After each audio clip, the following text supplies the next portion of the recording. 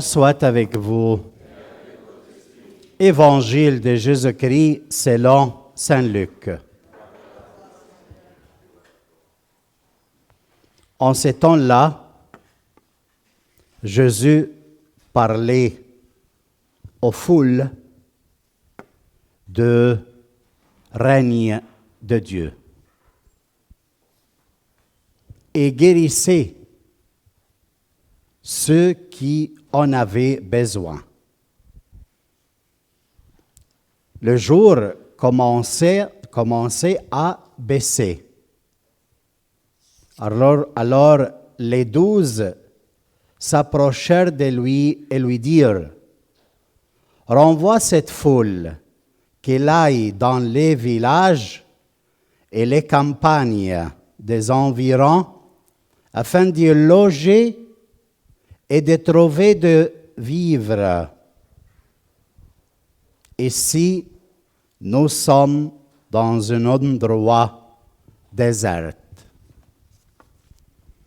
Mais il leur dit: « Donnez-leur vous-même à manger. »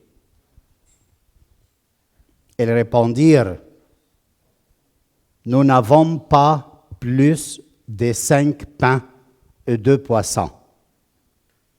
À moins peut-être d'aller nous-mêmes acheter de nourriture pour tout ce peuple. » Il y avait environ 5000 hommes. Jésus dit à ses disciples: « Faites-les asseoir par groupe de 50 environ. » Ils exécutèrent cette demande et firent asseoir tout le monde. Jésus prit les 5 pains et les 2 poissons, et levant les yeux au ciel, il prononça la bénédiction sur eux, les rompit et les donna à ses disciples pour qu'elle distribue à la foule.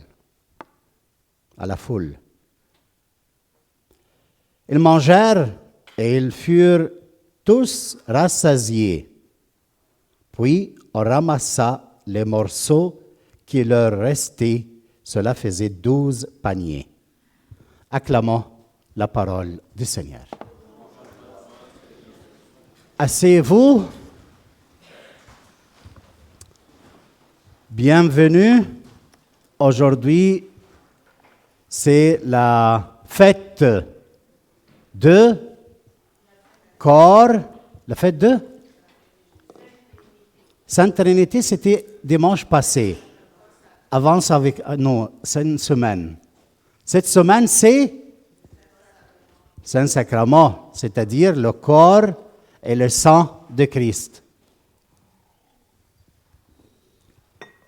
Mais qu'est-ce que ça veut dire célébrer cette fête avec cette lecture de l'Évangile? Je ne vais pas avoir beaucoup de temps.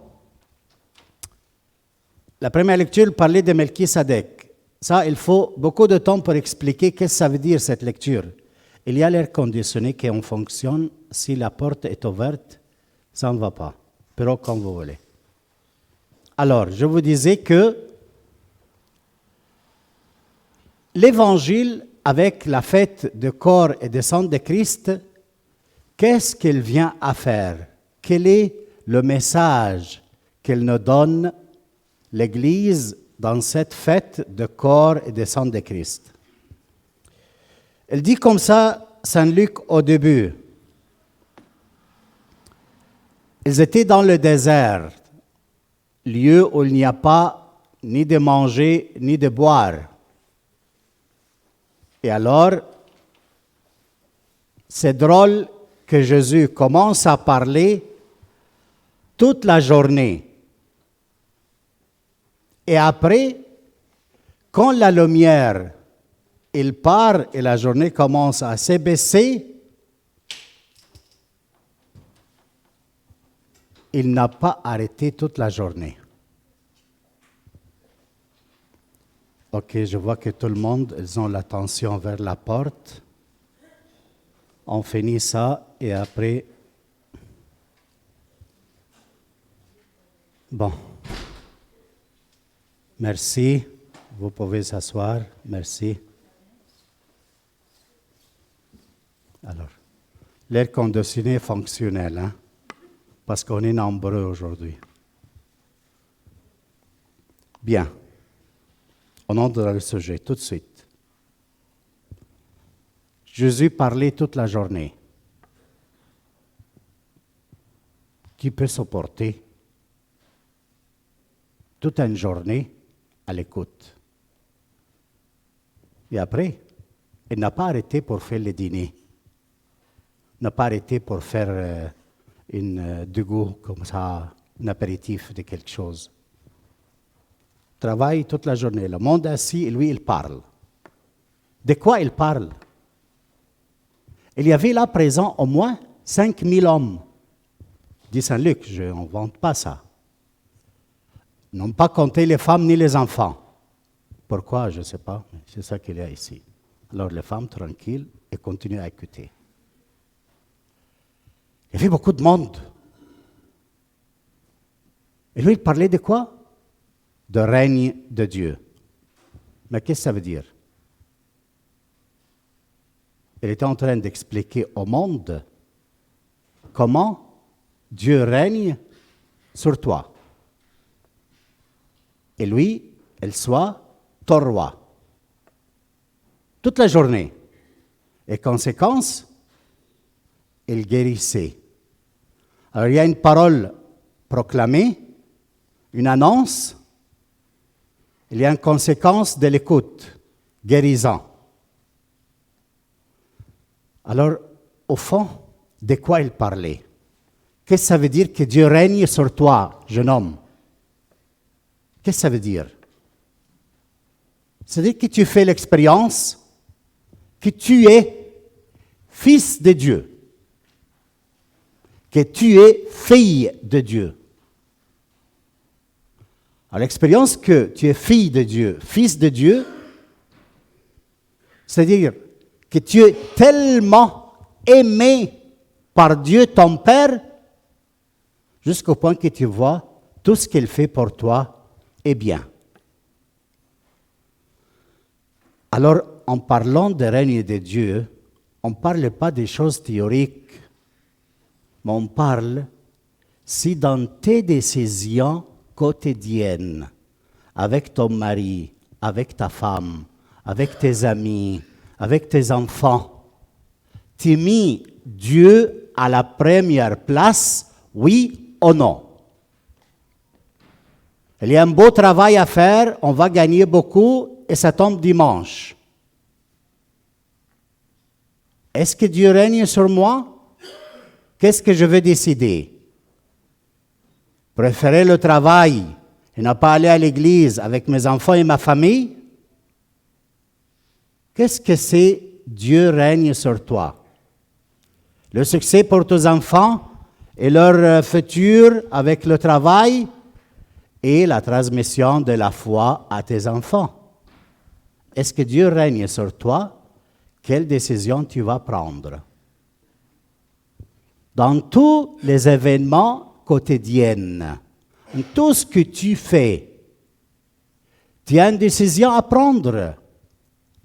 Est-ce que Dieu est mis à la première place dans ta vie? Alors, était toute la journée à parler de ça. Prenons des cas différents par rapport au travail, par rapport à la santé, par rapport à tous les événements quotidiens. Si Dieu règne sur toi, et si tu fais l'expérience que tu es fils de Dieu et que tu es aimé par Dieu et qu'il pourvoit pour toi tout ce qui est en train de passer dans ta vie, dans lequel tu peux faire l'expérience que rien est contre toi. Dieu est ton Père. De ça, il parlait toute la journée. Le soleil est parti, les ténèbres commencent, le monde, ils ont très faim. Et alors, font une initiative, les disciples. Et qu'est-ce qu'ils disent? S'il te plaît, mais ils ont faim. Et la nuit tombe. Il n'y a pas de place pour les faire loger. C'est le problème d'aujourd'hui, hein? Logement et nourriture. Oui. Il y a l'Évangile. Essaye d'acheter une maison maintenant. Tu vas voir les prix. Si tu n'es pas convaincu de ton appartement, 2,5 ou 3,5, tu veux, alors va prévoir, voir quelle banque elle te donne. Problème de logement et de vivre. Nourriture. Les disciples, ils se sont rendus compte de cette réalité. Ils sont allés à lui dire, à Jésus, renvoie-les au village alentour de désert, comme ça ils peuvent aller chercher quoi manger et où ils peuvent loger. Et Jésus, il dit, donnez-leur, vous, à manger. Mais qu'est-ce que tu dis? Tu n'es pas réaliste toute la journée. Tu es en train de parler au monde qui sont comme ça, présents, toute la journée, sans repos, et maintenant, tu nous dis de donner à manger. D'où on prend tout ça? On n'a pas que 5 pains et 2 poissons. Est-ce que c'est trop ou c'est peu? C'est très peu. Qu'est-ce qu'elle fait Jésus? Attention. Et je termine. Mais écoutez bien ça. Jésus, qu'est-ce qu'il fait avec le peu? Il y a 3 verbes. Il le prie, il bénit, lève les yeux au ciel, il bénit, et il rompt. Et il donne aux disciples pour distribuer à manger. Et le monde fut rassasié et s'est avancé plein de paniers, dit 12.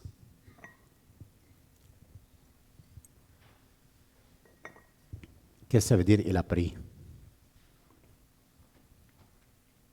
Il a pris le peu. Je te pose une question.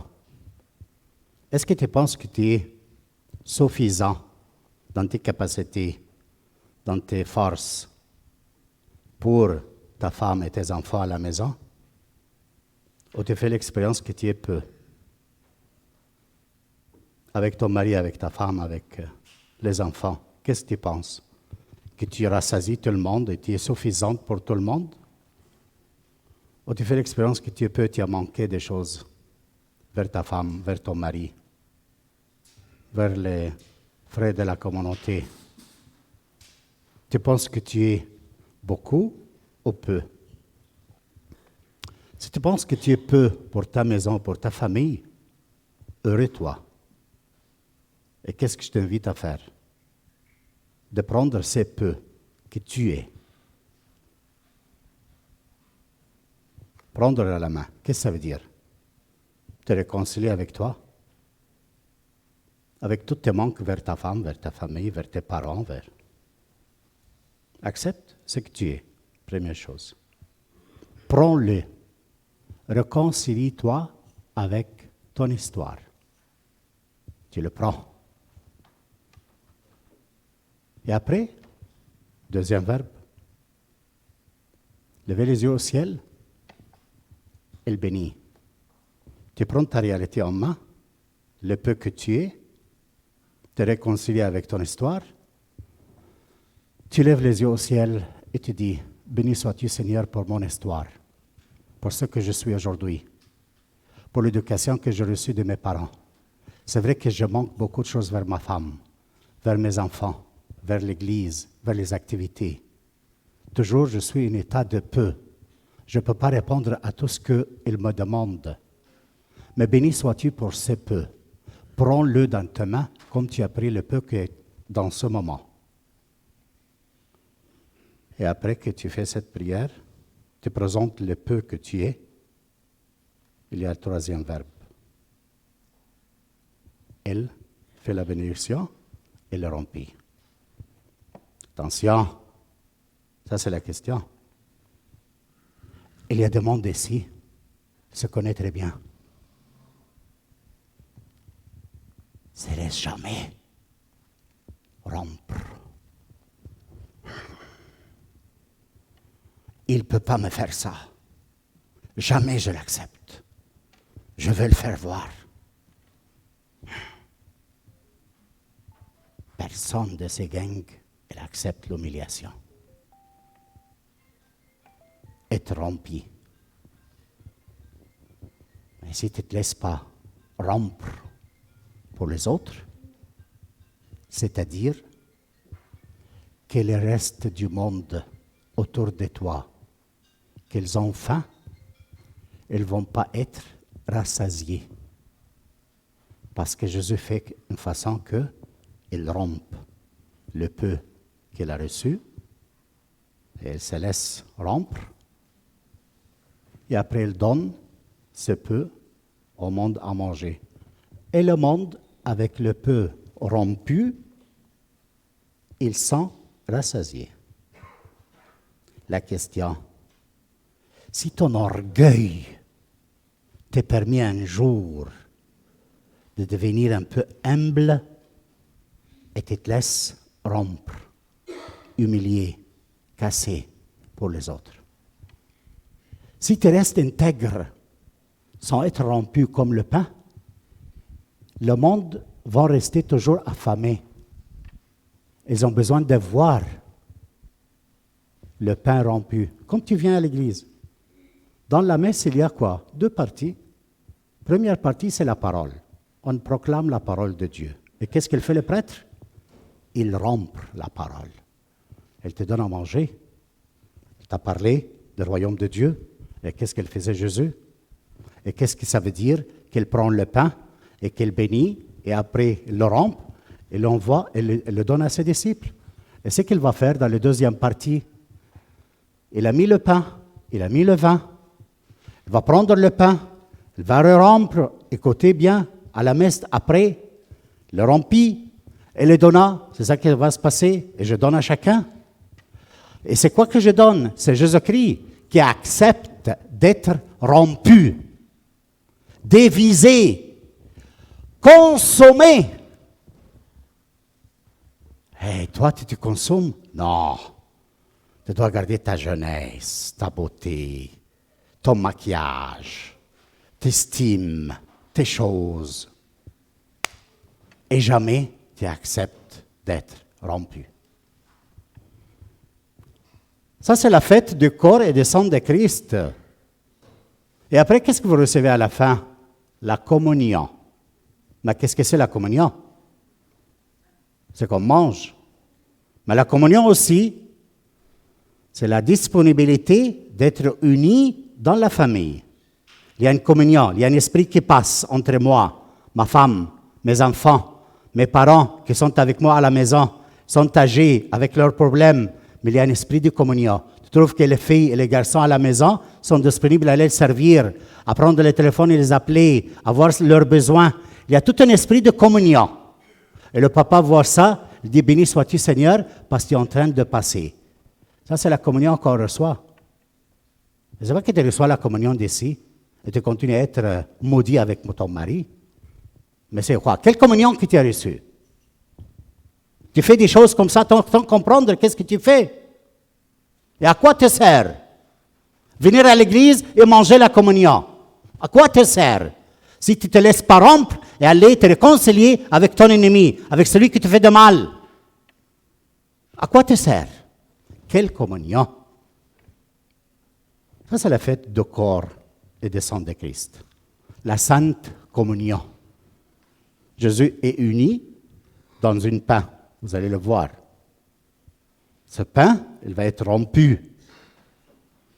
Il nous invite à être, nous aussi, comme lui, rompus. Et après, il se donne à consommer, se donne à manger. Toi aussi, rompu, et tu nourris autour de toi, avec ta présence, avec tes argents, avec ta santé, avec ton temps. Tu as une donation totale pour les autres, rompu. C'est-à-dire que tu prends la vraie communion, tu prends Jésus-Christ.